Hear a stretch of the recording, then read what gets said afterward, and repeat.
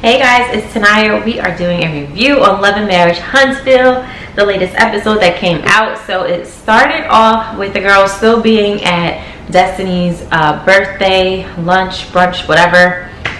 And, you know, it kind of ended with Tiffany basically outing Destiny's husband.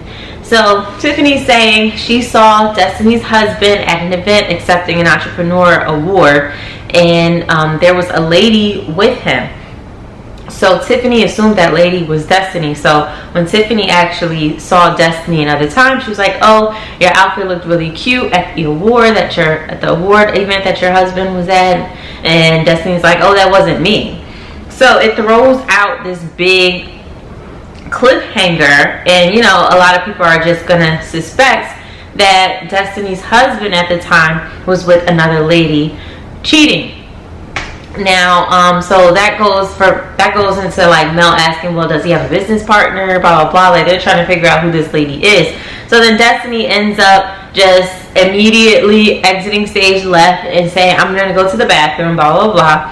You know, she was embarrassed. Like, she was embarrassed, and clearly, you know, Destiny didn't want that whole situation to be brought up at her birthday party. Now, where Destiny goes and says that she doesn't want to talk about her ex-husband at a birthday party, that was my question this whole time. Like, why did she choose that event to tell Kimmy that she got a divorce?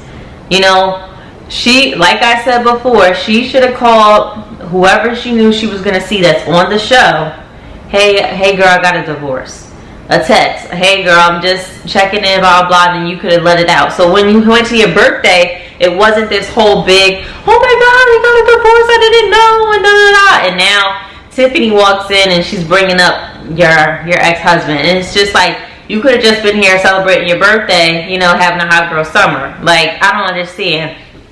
But what pisses me off is that Tiffany doesn't see that she's wrong in what she brought up.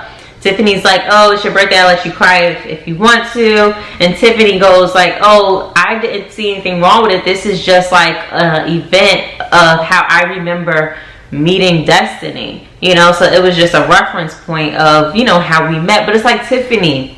So I think based off the way Tiffany's talking in her confessionals, how she just doesn't care, there's something's up with her. Like, and I can't put my finger on it at all, because who does that when you are like still getting to know somebody new? Like, that just seems real spiteful, real shady, real just evil spirited. If I was around her, the vibe would just be off, and I would instantly know that me and her just wouldn't be rocking it out. Like, sometimes when you meet people and you have like a good sense of character, even without having to talk to somebody too much, you just know. And her, I could see it through the TV. Like, I just know. So here's another thing. I'm going to jump right into Marcel and Tisha. So they're on this trip to promote their liquor that they're doing now. So what really caught my attention about Marcel, you know, having to take a late flight,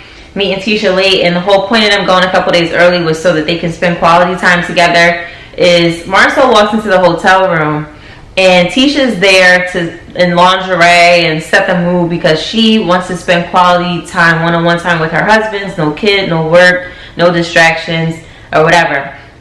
Marcel comes in and like, surprise, like, okay. But I feel like is he attracted to his wife still? Because, you know, if your wife is in lingerie and you're in a hotel and you have no kids, like, any guy that's a typical guy is getting straight to business. Now, granted, I know they're not going to do that on camera. They had to create a little scene or whatever for the show. But, like, there was no hinting at all that he was just, like, physically turned on. And I was just really, really, really shocked by that, and how much he was talking about work. You know what I'm saying? Like, me right now, like, I'm just trying to picture myself in that situation. Like, I just don't know where the disconnect is between them two, but somewhere along the line, I wouldn't be surprised if it was affecting them in the bedroom as well.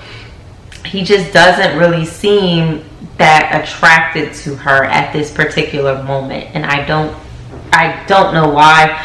I don't know if it's just the family conflict, Tisha's family, along with them having conflict, Tisha wanting to do her own, entrepreneurial endeavors and juggling the kids and school. Something's off, because if you're around a man, men like to do those things all the dang on time. And you in lingerie, y'all in the hotel room, the kids is gone, and he don't even try to get you into bed. It don't make no sense. Something is wrong there, and he couldn't shut up about work. So it's just like, is she your business partner / wife who takes care of the kids, does all the home stuff, but you aren't really physically attracted to her anymore? Like, they've been married a long time too, so it's just kind of like, it's interesting.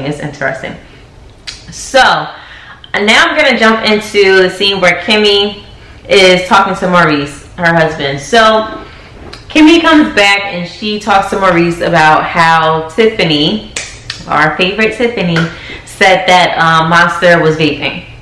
And that it was shocking that Maurice already knew about it and Kimmy didn't. And Kimmy's my favorite on the show because she just seems real relatable. And I just don't understand how Kimmy is surrounded by a lot of people that really, really lack understanding, lack communication skills, and it just seems like a lot of people around her lack common sense. But and I don't know how she's just not frustrated every day, because just watching it on TV is frustrating. So she basically points out the fact that, well, why do you know about Monster vaping and you didn't even share it with me? And she didn't know that Maurice had a conversation with Monster about vaping and all of that stuff. And it kind of falls into Kimmy also saying, you need to make more time, to have those serious talks with Monster about these situations or whatever. And Maurice kind of brings up, work and not having a lot of time to do certain things. And she's like, well, you need to make time, blah, blah, blah. And then he gets defensive and says like, well, he doesn't want to be portrayed as he doesn't spend time with his son or whatever. Maurice really struck me as very angry, frustrated, just stressed out. And he's taking that stuff out on Kimmy. I don't know exactly what he's going through, but he's not happy. Something is stressing that man out. And he's bringing it into his household and taking it out on Kimmy. And Kimmy has to put on a voice. She was doing that very calm voice. And you can tell Kimmy was holding back a lot of what she probably wanted to say to him, based on just his strong defensiveness and all of that, and his frustration and him raising his voice. Oh, Kimmy wanted to say a lot more than she did on that scene. She wanted to say a lot more. And you can tell, like, Kimmy put her corporate voice on, and that patient, calm voice where she wasn't gonna ruffle any more feathers. But I knew she was biting her tongue hard, because Maurice just seems very, very angry.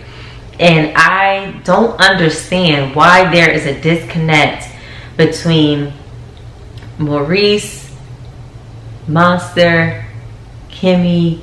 I understand the whole Kiowa thing, but what I'm getting at is it that hard to keep Kimmy on the same page as you when it comes to Monster? She is a motherly figure in the household that he's in, that Monster is in. Would it kill you when you got in bed that night and rolled over and said, oh yeah, I had to have a talk with Monster because I found out that he was vaping? Would it kill you to bring that up before y'all close your eyes at night? So now she knows.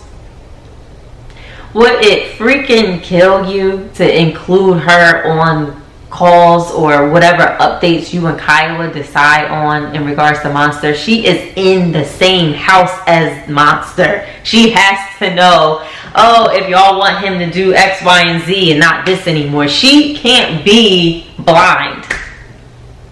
You can't be a blind step-parent. It doesn't make any sense. And I feel like Maurice just wants the raising of Monster to be between Kiowa and him. And I understand that.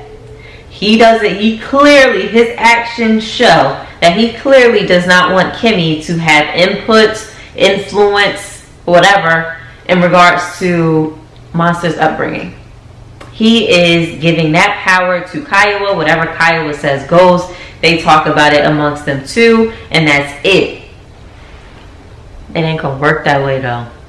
And I'm not saying that Kimmy should be making decisions or whatever for Monster, but I'm saying Monster doesn't have 2 parents. He has 3. He has 4 because Kaya was with somebody. So those step parents they don't need to have input on certain things. They can, but they need to be in the room when certain conversations are happening about the upbringing of the child. They can bring up suggestions in certain situations about how to deal with a child, with a vaping situation. Kimmy raised a boy. I'm sure she's had to go through things with raising a boy as a single mom. Like, use her input, hear her out, and when she says things, don't just close the door on her. You know what I mean? And it's just like, Kimmy, you got a lot of patience, girl. You got a lot of patience, because Maurice, he seems like he's a nice guy, but nobody's perfect, but he has his flaws as well, and he just needs to communicate. Like, he needs to freaking communicate. He is not a one-man show in that household trying to get it all together. He walking around like he got the world on his shoulders, like he doing everything on his own, and there's no reason for it. It is no reason for it. You got a wife there that wants to support you and raising your child. Use that. Stop being so damn prideful, you know. And if you want to keep that between you and Kyle, all you gotta do is just keep Kimmy in the loop. She seemed chill. It don't make no sense. No sense. Now we're gonna get on Jalen. Okay, now it's cute how they're talking about how Destiny has a crush on Jalen, or Jalen has a crush on her, or whatever. It's cute and it's funny for TV, but it's like, Destiny, girl, let's move on, because it's a fine line before it becomes inappropriate. But I thought it was funny when Jalen said the Cougars like him, he gets the Cougars. But on a more serious note, it was nice to see that Jalen talked to his mom, Kimmy, about the frustrations at Black, the restaurant, and all of that stuff, and how he was supposed to, get training that he never got. And it was interesting that Kimmy, said that she felt like it was like a setup, like her son probably was going to struggle in that particular role. So hopefully they do bring on an assistant manager or whatever, that'll really help Jalen. But my other concern as well is if they bring in an assistant manager to train him and help him out, I just hope that, and the person that they're bringing in knows him. I just hope that Jalen's okay. How do I put this? Because if you're the general manager, you have someone below you that knows how to do your job better than you do, that causes a lot of tension, and it causes unnecessary problems, and it can also take a hit at Jalen's ego just as a man.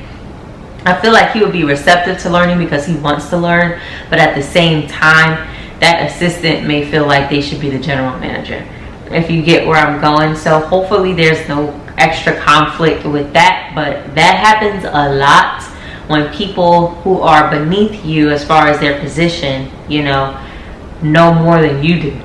And I just hope that he doesn't have to deal with it, because it's a very uncomfortable position to be in, because I've been in that position.